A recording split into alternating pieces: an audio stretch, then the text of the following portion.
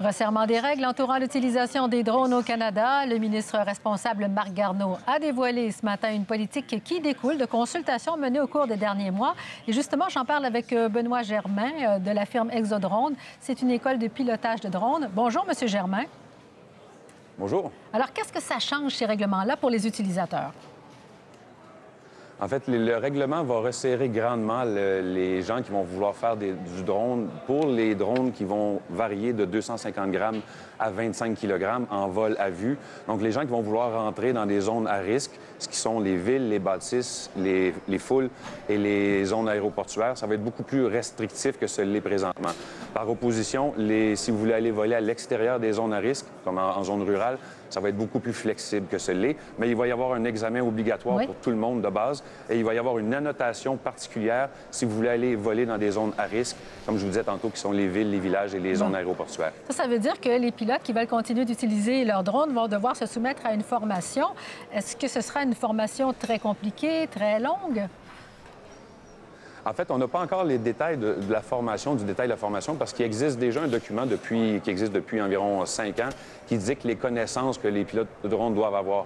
Donc, le ministre Marc Garneau disait qu'on va conserver les mêmes bases de connaissances. Et oui, en fait, il va y avoir une sérieuse amélioration, en fait, des connaissances qui vont devoir être sues par les pilotes de drone par rapport à aujourd'hui. Bon, voilà. Puis il faut également faire immatriculer son drone à partir du 1er juin. Avez-vous l'impression que ce sera une mesure à laquelle les utilisateurs vont se plier facilement? En fait, il n'y a pas eu d'annonce du ministre à savoir comment le processus va se faire. Est-ce que le processus va se faire dès l'achat du drone, depuis le détaillant? Ça n'a pas été fait. Il va y avoir probablement un site Internet où est-ce qu'on va devoir rentrer. En fait, c'est un portail qu'ils ont appelé le portail drone sur le site de Transport Canada où on va devoir enregistrer.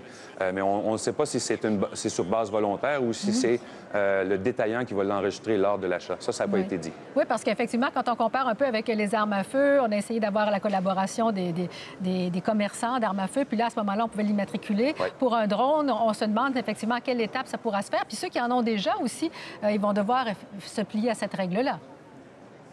Oui, exactement. Oui. Bon. Pour les gens qui ne le feront pas, ça rend difficile de retrouver le propriétaire si jamais on retrouve un de ces appareils-là dans une zone qui est interdite. Exactement. En fait, ça rend très difficile de retrouver ou de retracer après coup. Même si on l'a détecté, ça rend très difficile de retracer le propriétaire qui peut être à des kilomètres de distance. Bon. Puis on a créé 2 catégories d'opérations pour les utilisateurs, l'opération de base et l'opération avancée. Quelle est la différence entre les deux? En fait, comme je vous disais tantôt, ce qu'ils ont appelé en fait les zones risquées ou les zones à risque, ça va nécessiter aux pilotes, en fait, de suivre la formation de base. Donc, la formation de base va vous donner accès à voler au Canada, sauf dans les zones qui sont considérées à risque. Oui. Donc, ce qui est foule, village, bâtisse et ville et zone aéroportuaire. Dans quel cas, il va y avoir une annotation particulière qui devra...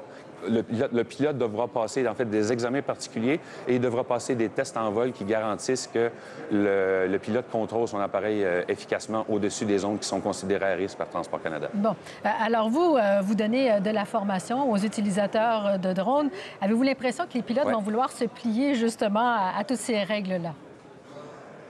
En fait, ils n'auront pas le choix parce que les règles vont être appliquées par les corps policiers. En fait, les corps policiers du Canada, qui sont la GRC, la Sûreté du Québec et les corps municipaux, vont avoir la délégation ministérielle de Transport Canada de faire respecter la réglementation. Et pour un particulier, l'amende peut aller jusqu'à 3 000 $ et pour une corporation, l'amende peut aller jusqu'à 25 000 $. Donc, ça va faire en fait que ça va resserrer la situation d'aujourd'hui parce qu'aujourd'hui, il y a très peu d'inspecteurs de Transport Canada qui sont sur le terrain, mais la situation devrait changer après le nouveau cadre réglementaire, justement avec l'arrivée des policiers. Là, on a vu le ministre annoncer toutes ces règles-là qui encadrent, puis on a l'impression que c'est de plus en plus serré, puis que c'est de plus en plus difficile, mais il dit aussi qu'il y a un gros potentiel pour les drones, et puis c'est pour ça qu'on a besoin, effectivement, d'encadrer cette nouvelle industrie, si on peut dire. Est-ce que vous avez l'impression qu'on est qu'on a fait tout ce qu'on pouvait faire présentement? J'ai l'impression que le nouveau cadre réglementaire, en fait, va évoluer au fil des temps avec l'expérience qui va avoir été vécue.